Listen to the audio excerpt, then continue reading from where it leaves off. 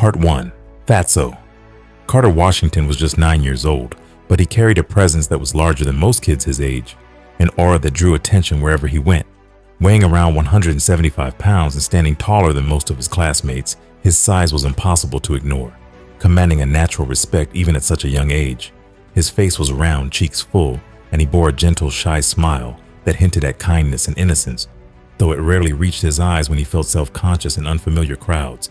Yet beneath this quiet exterior burned a fierce determination and an unbreakable spirit, qualities that would propel him from those humble beginnings to legendary heights.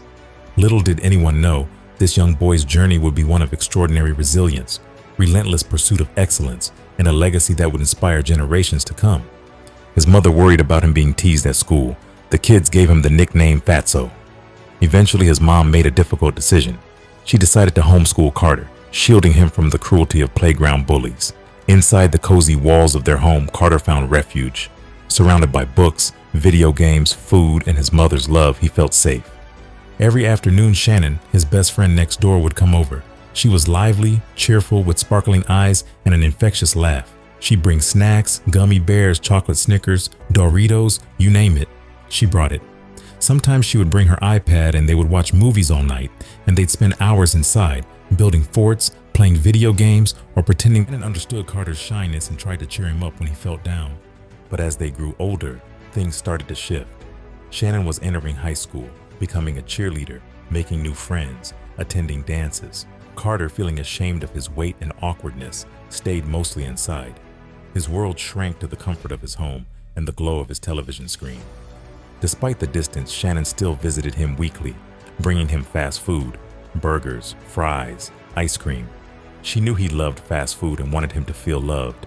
They'd sit on the couch, watching TV, Shannon talking about her dreams of high school, her friends, her future.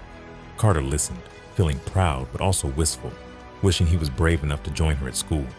He often wondered if she saw him as just the big kid next door, or if she truly understood how much he longed to be brave, to join her outside. He kept those feelings bottled up, afraid of rejection, afraid of judgment. Part 2. The night it happened. One quiet evening, Carter was completely immersed in a tense game of Call of Duty, the room dimly lit by the flickering glow of the TV screen.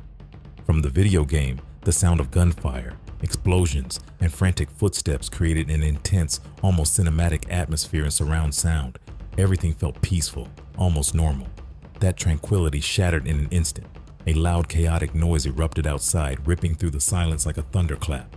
It was a jarring clash of shouts, crashes, and hurried footsteps. Something was wrong. Carter's ears perked up as he heard Shannon's voice, desperate, trembling, filled with raw fear, calling for help, her voice cracking with panic and urgency. "Let me go. Stop." He won't let go of me. There you go. Her voice screamed, breaking through the chaos. Outside, chaos was unfolding. Shannon was fighting desperately against 3 teenage boys, her arms pulled tight as they blocked her from entering her own house. Her screams echoed through the night, raw and frantic, as she struggled to break free. Carter's heart pounded so fiercely he thought it might burst from his chest. Without a second thought, fueled by pure instinct and protective rage, he bolted out of the house. No shoes, no shirt, just his towering frame and his boxers, his every step pounding like a freight train, a force of nature hurtling toward the scene. His mind was a whirlwind of adrenaline, concern, and raw fury. As he burst into view, the scene was chaos. 3 boys, their faces twisted with arrogance and fear, holding Shannon back as she fought to get inside. Without hesitation, Carter launched himself forward, a raging storm of muscle and fury. In one thunderous motion, he tackled all 3 boys to the ground, the force of his body making the earth tremble beneath them. The impact was deafening, a violent collision that sent dirt and debris flying through the air. Their screams of shock and pain and surprise echoed through the night as Carter's weight pressed down on them, pinning them helpless beneath his immense frame. Shannon, eyes wide with terror and relief, ran into her house crying, her voice trembling as she called out for her father, her screams swallowed by the chaos. In that moment, Carter stood tall amid the chaos, an unstoppable protector, ready to face whatever came next. Within seconds, her father appeared. "Hey, what the hell is going on out here?" he demanded, rushing toward the scene. Shannon burst into tears, pointing at Carter. "Daddy, Carter saved me. Those boys were hurting me, and he knocked them down and made them leave." The battered and humiliated boys limped away into the darkness, their pride and their bodies wounded. Part 3. Here Comes Trouble. The next day, Shannon visited Carter, who was on crutches. his face pale and strained. "What happened?" she asked softly. Carter winced. "I think I sprained my knee," he said quietly, "from the fight last night." Shannon's eyes welled with tears. "Oh my God, Carter, I'm so sorry. I didn't mean for you to get hurt. Are you okay?" He looked down, then suddenly clutched his chest and grimaced. Before Shannon could react, he collapsed onto the porch. Paramedics arrived quickly, rushing him to the hospital. The diagnosis was grim. His weight and blood pressure had put immense strain on his heart. The doctor explained that Carter had suffered congestive heart failure, a life-threatening condition. His mother listened helplessly as the doctor spoke. It was a wake-up call. He needed to make serious lifestyle changes with his eating habits and exercise. He needed to make big changes, and he needed to make them fast. Part 4. The Plan. Carter was terrified and embarrassed. The thought of exercising at a gym like Planet Fitness made him feel exposed, ashamed of his size, but Shannon refused to give up. "I have a plan," she said one evening, her eyes shining with determination. "We're going to walk at night, when no one's outside. No crowds, no judgment, just us." She borrowed her father's barbells and weight bench and had them placed into Carter's garage. They agreed to work out together 3 times a week, walking, jogging, lifting weights. She put him on a strict diet. No sugar, no carbs, just protein and vegetables. 3 meals a day, no snacks in between. Carter hesitated but committed himself. It wasn't easy. The cravings, the shame, the fear. But Shannon was there, encouraging him, pushing him gently. Over the years, Carter's body changed and weighed 390 pounds. His strength grew exponentially. He bench pressed over 400 pounds. His nightly walks turned into slow-paced jogs, and his diet was strict but effective. Shannon talked Carter into joining the varsity football team. His reputation on the football field skyrocketed. The nickname Fatso stuck with Carter. He didn't mind because his size and strength made him a force. Every weekend, you would see "Let's Go Fatso" t-shirts being worn by fans. Carter was a standout defensive lineman. He was one of the best high school players in the country. He broke the school record for unassisted sacks on the quarterback. Fatso Carter was an unstoppable beast. Part 5. The Dream Comes True. One day, a scout from the University of Alabama's football team visited. Carter's talent was undeniable. He was offered a full scholarship to play with the Crimson Tide. Shannon got accepted into Spelman College in Atlanta. The more Carter and Shannon realized they were about to be separated by long distance, the more they realized they truly loved one another. They both realized they loved each other as more than just friends, but they also feared the distance. They promised to stay together, supporting each other no matter what. Everything seemed to be going perfect for Carter and Shannon. Carter was having a record-breaking season with the Crimson Tide, and Shannon was excelling in her studies in Atlanta. The only issue was the distance between Alabama and Georgia. Part 6. The Heartbreak. One night, Carter received devastating news. His father, Mr. Washington, had been diagnosed with cancer. The news hit him like a wrecking ball. He immediately flew home. Seeing his father with stage 4 brain cancer was the most traumatic thing Carter had ever experienced in his life. His father was frail, tired, and weak. It truly broke Carter's heart. He stayed by his father's side, holding his hand, promising to be there for him. But soon, the inevitable happened.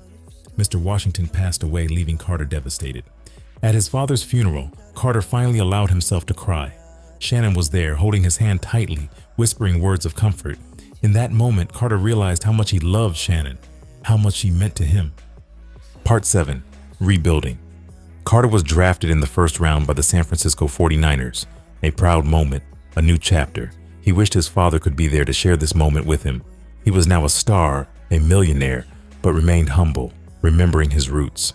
After being drafted by the San Francisco 49ers, Carter quickly established himself as one of the most dominant and record-breaking defensive linemen in NFL history.